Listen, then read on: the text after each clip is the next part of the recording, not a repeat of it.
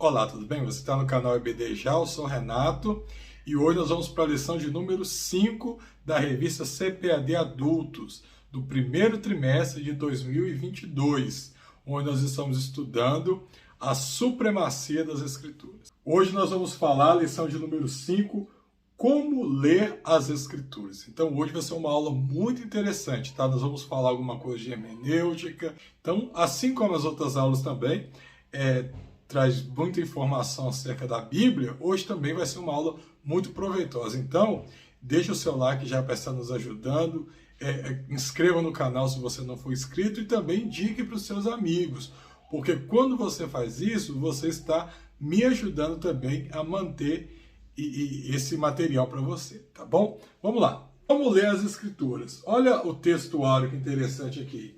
E correndo Filipe ouviu que lia o profeta Isaías e disse: entendes tu que lês? Atos 8, capítulo 30. Então já começamos o textuário com uma indagação de um profeta que é impulsionado por Deus, né? Vai até uma pessoa que lia, mas sem referência ele não ia conseguir entender nada. Então não basta ler. Ler, todo mundo lê, como a gente viu aqui, olha. Até uma pessoa que não era um profeta, não era nem de Israel, ele estava lendo. Então ler não basta. Basta ler e interpretar a palavra de Deus. Tá bom? Vamos achar aqui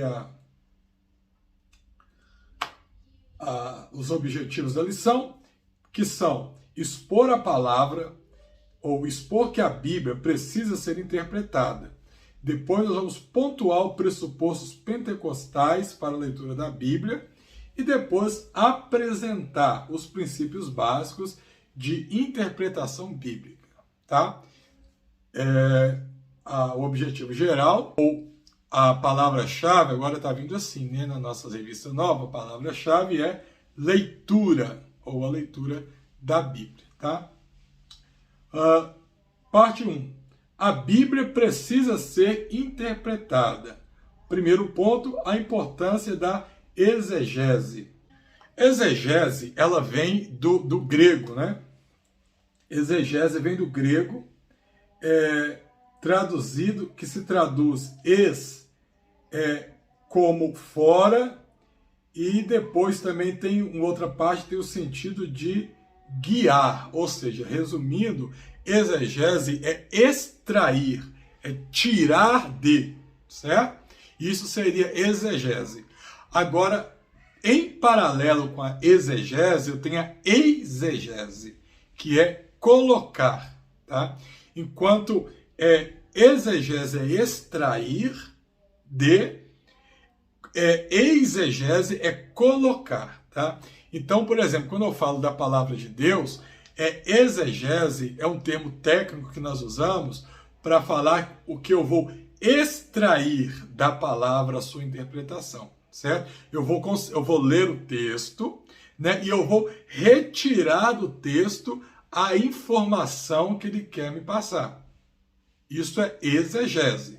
Agora, o que é exegese? É quando você lê o texto e você quer colocar, quer forçar o texto a dizer uma coisa que ele não está dizendo, tá? Você quer forçar o texto a dizer o que o texto não diz. Quer ver um exemplo de exegese e exegese?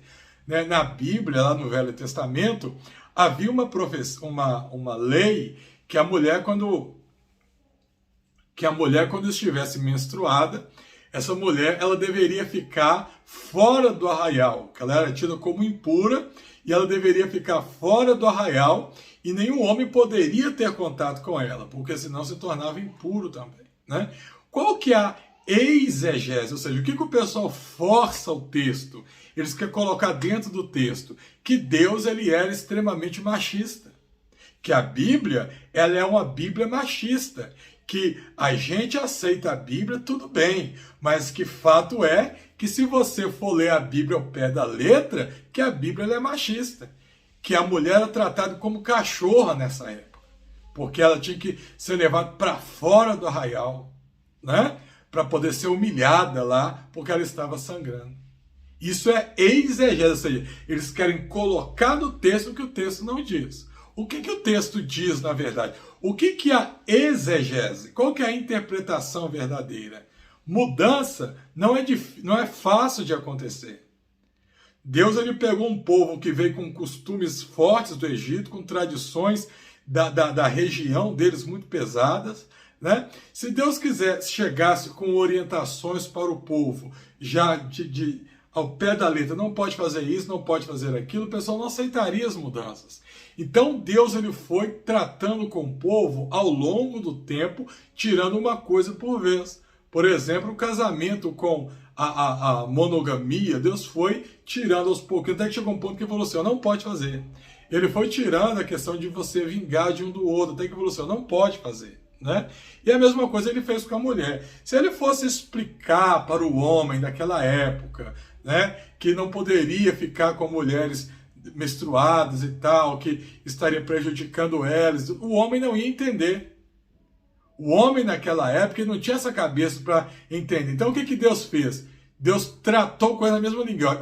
Quando a mulher está assim, ela está impura. Coloca ela lá fora no local que só tem gente igual ela. Pronto. O homem colocava ela lá. O que Deus estava fazendo? Ele estava preservando a vida da mulher. Mas para quem coloca uma exegese, Deus estava sendo machista. Viu que interessante? E a Bíblia vai ser repleta desses acontecimentos, tá? As limitações dos leitores. Limitações dos leitores. Essa limitação, ela se dá pelo fato de que a Bíblia é um livro para ser lido por todas as pessoas. Só que o que muitas pessoas não se atentam é que a Bíblia ela foi escrita em épocas diferentes, onde o humor era diferente, onde o contexto era diferente, onde a forma da sociedade viver era diferente. E muitas vezes, o homem, por ler a Bíblia hoje, ele comete alguns erros. Primeiro, ele se limita a interpretar a Bíblia dentro do seu convívio social. Ele limita a ler a Bíblia e interpretar a Bíblia como se a Bíblia tivesse sido escrito hoje, com os costumes de hoje e com as leis de hoje. Tá? Então, por exemplo, quando ele lê um texto lá, por exemplo, que Jesus fala assim, desde que os mortos sepultem os seus mortos, o que o homem hoje, na sua limitação, ele faz? Deus ele é um carrasco, Jesus ele é um carrasco. Por quê? O moço estava lá velando o seu pai, Deus mandou ele deixar o seu pai dentro do caixão e o segui-lo. Isso por quê? Porque no nosso costume, quando a pessoa morre hoje, ela é velada hoje, amanhã ela vai ser enterrada. Não é? Então, eu trago esse erro comigo quando eu vou fazer a interpretação da palavra. Por isso eu preciso entender que a Bíblia ela precisa de ser interpretada e que se eu não tenho aquele conhecimento para interpretar aquela passagem difícil, eu preciso de ter humildade para recorrer a pessoas que tenham esse conhecimento ou que tenham essa informação para me esclarecer. E dessa forma eu não venho colocar heresias dentro da palavra de Deus. Tá bom? Ponto 3, então, a natureza das Escrituras. A natureza das Escrituras vai nos mostrar exatamente uma continuação dessa limitação. A Bíblia ela é um livro onde ela foi escrita em épocas diferentes, com palavreados diferentes, com costumes diferentes, com estilos literários diferentes. Quando você vai interpretar a Bíblia, você precisa entender o que é uma poesia hebraica. Você precisa conseguir ler a Bíblia, saber onde está sendo aplicado um bicolo, um colo, um tricolo. Você precisa conseguir ler a Bíblia, saber onde está sendo colocado ali como que eu vou colocar para os irmãos? Uma alegoria, uma figura de linguagem, tá? Onde a Bíblia está usando de senso comum, onde a palavra de Deus está falando literalmente, está descrevendo literalmente um fato, tá? Nós precisamos conhecer isso, porque a Bíblia ela vai ter tudo isso, ela vai ter fatos reais, ela vai ter poesia, a palavra de Deus vai ter poemas hebraicos divididos em cólon, bicólon, tricólon, a Bíblia vai ter quiasmos, né? A Bíblia vai usar metáforas, a Bíblia vai usar muitos estilos de alegorias, tá? A palavra de Deus é repleta, a Bíblia tem humor, né? A Bíblia ela vai conter humor também.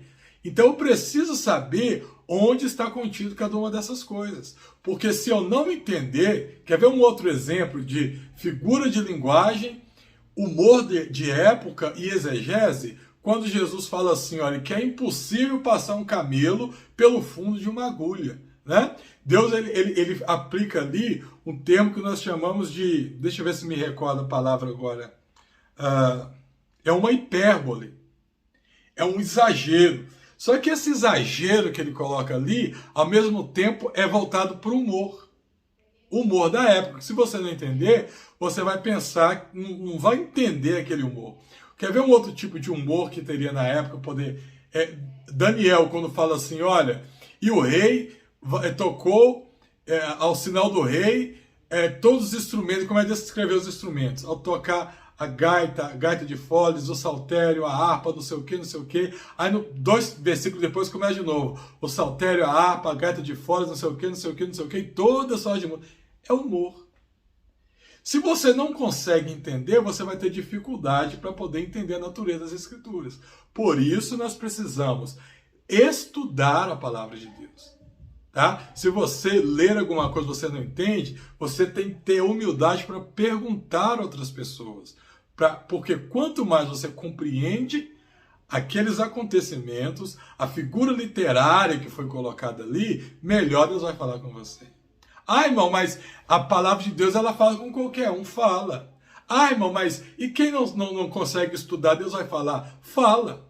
Porque a Bíblia, ela tem informações para todos os tipos de pessoas.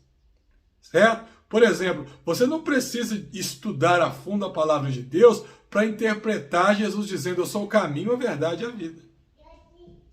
Você não precisa de estudar a fundo os costumes para poder interpretar Jesus dizendo, vinde a mim, vós que estáis cansados, oprimidos, e eu vos aliviarei.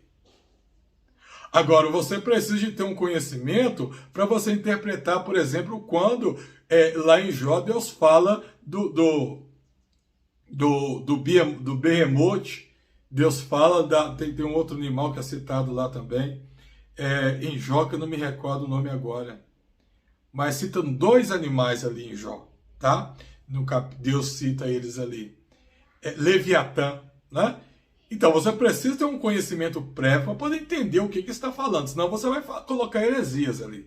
Você vai falar que dinossauro está ali e você vai falar cada coisa. Então, nós precisamos entender a natureza das Escrituras. Ponto segundo aqui, pressupostos pentecostais para ler a Bíblia. Primeiro, a autoridade da Bíblia. A autoridade da Bíblia. Uma das marcas do pentecostalismo é o seu compromisso negociado com as Escrituras. Ou seja, eu creio na inspiração verbal e plenária da palavra de Deus. Então, quando você vai ler e interpretar a Bíblia, primeiro ponto que nós temos que ter em mente, eu acredito na Bíblia. A Bíblia tem autoridade. Se alguma coisa na Bíblia parece contrastar, parece não encaixar, não é a Bíblia que está falando mentira.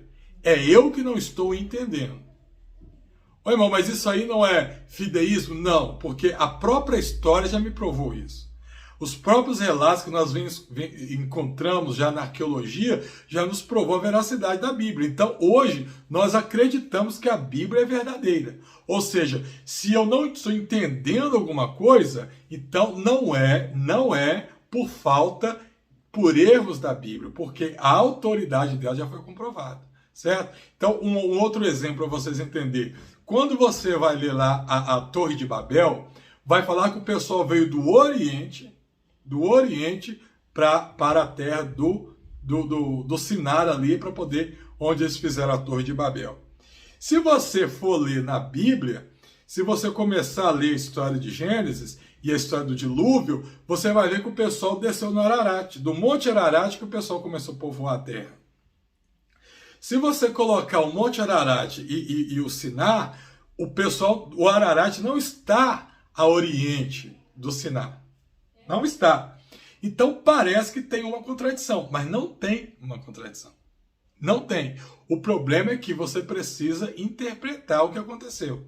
Então eu acredito na autoridade da Bíblia. Para você ler a Bíblia, primeiro ponto que tem que ter, eu acredito na autoridade da Bíblia. Se a Bíblia está falando, aconteceu. Eu não estou entendendo no momento, mas eu vou correr atrás, eu vou orar ao Senhor, eu vou procurar estudar e eu vou entender o que está acontecendo. Tá? Segundo ponto, a iluminação do Espírito Santo. A iluminação do Espírito Santo é quase a mesma coisa da inspiração. O que é a diferença? A inspiração é porque o Espírito Santo ele inspirou os profetas para escrever a Bíblia. Hoje ninguém mais vai escrever, porque a palavra já está escrita. Hoje o Espírito Santo ele vem sobre você para te revelar o que está escrito na Bíblia. Então a iluminação é a revelação do Espírito Santo sobre a sua vida quando você está lendo o texto bíblico. Tá? Por isso que nós falamos que quando você vai ler a Escritura, você vai meditar na palavra de Deus, é sempre bom você orar, você buscar a comunhão com Deus. Porque é o Espírito Santo que te revela através das letras da Bíblia a sua vontade. Você já percebeu que às vezes você lê o mesmo versículo, ou o mesmo capítulo, 50 vezes, e em cada uma dessas vezes, Deus te dá uma interpretação diferente, Deus te consola de uma forma diferente, Deus às vezes te exorta, Deus conforta a sua alma, Deus te dá alegria, às vezes no mesmo texto, sabe por quê? Porque a iluminação, ou seja, o Espírito Santo que escreveu aquilo, também ele é sobre a nossa vida.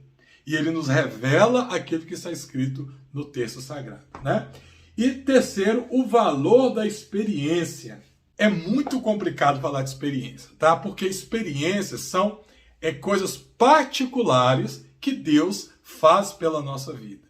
Cada um tem uma experiência particular com Deus. E não quer dizer que é mentira aquilo que você teve, mas foi uma forma didática que Deus usa para poder te tirar de uma situação e te mostrar a verdade, tá? Tem pessoas que às vezes não estão entendendo realmente que estão perdendo a eternidade, estão perdendo o céu.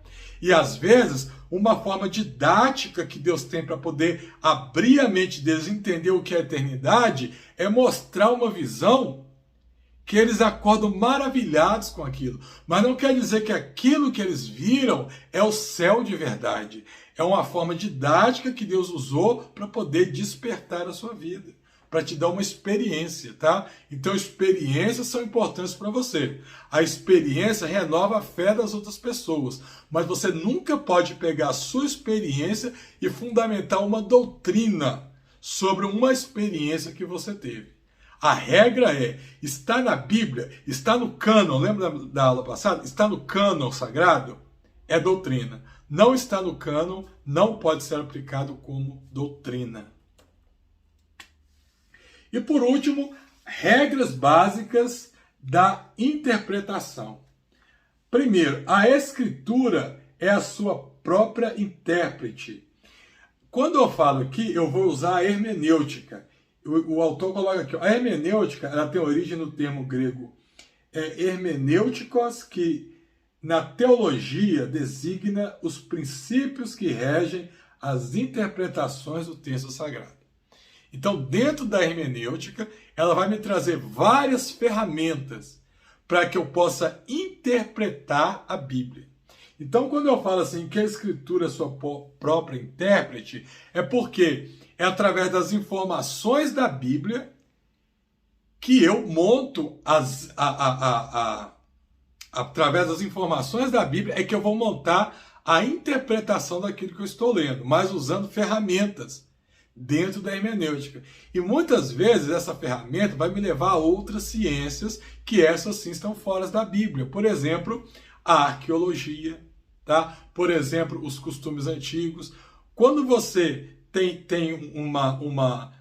uma ideia do tempo romano, por exemplo, de como viviam os imperadores, de como era o mundo na época de Jesus. Isso te ajuda a compreender, por exemplo, muitas informações no texto que se você não soubesse como estava era aquele momento, você não conseguiria entender. Então são ferramentas que a hermenêutica nos traz para entender a Bíblia. Mas por que nós falamos que então a Bíblia é a sua própria intérprete? Porque nós vamos buscar referências que estão dentro da própria Bíblia. Dentro da própria Bíblia. E isso nos ajuda a entender o que aconteceu ali. Tá? Princípios de interpretação da Bíblia. Olha, dentre os princípios gramaticais, históricos e literários, enfatizamos que o texto bíblico tem sentido único e, sempre que possível, ele deve ser interpretado literalmente, tá vendo? Sempre que possível, porque eu tenho que saber entender aquilo que é literal e aquilo que não é. Outro princípio que refere-se ao contexto é analisar os versículos que precedem, né, e seguem o texto que nós estudamos, ou seja, é analisar o contexto. Eu tenho que entender o contexto que aquele fato está, para poder entender o que aconteceu ali. Eu nunca posso fundamentar uma doutrina sobre um versículo isolado, tá? E os perigos da hermenêutica pós-moderna. Então isso daqui, que é o último ponto, é o seguinte: esse período da coisa, porque hoje as pessoas estão entendendo que a Bíblia está desatualizada, né? As pessoas estão entendendo que a Bíblia é um livro antigo e tem aplicado alguns conceitos para poder querer entender a Bíblia que estão indo fora dos conceitos cristãos, fora do que a Bíblia ensina, trazendo heresias para dentro da Bíblia. Então eu tenho que entender, chegou uma tecnologias são boas, mas como está sendo usada essa tecnologia? Eu estou usando essa tecnologia no intuito bom para a minha vida, no intuito proveitoso, ou no intuito de dificuldade? Então, nem tudo que está chegando aí, no sentido de que está melhorando a interpretação bíblica, não está. Por exemplo, um dos exemplos é uma forma que você tem de tradução da Bíblia chamada de paráfrases, né? Paráfrases são traduções bíblicas que eles procuram fazer uma hermenêutica do texto e colocar a Bíblia no linguajar mais moderno, no linguajar mais jovem. E colocam lá dentro palavras de baixo calão, colocam lá dentro heresias contra a palavra de Deus. Tá bom? Então, em resumo, este seria a nossa lição de hoje, né? Como ler e interpretar a Bíblia. Se você quiser mais informações sobre a leitura da Bíblia, também tem lá no meu curso. Eu vou deixar o link, é sempre aqui, né,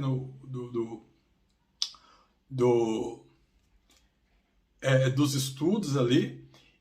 E você pode abrir aqui e acompanhar também, que vai ter mais material para te ajudar. Tá? Que Deus te abençoe, fique com Deus, até o nosso próximo encontro.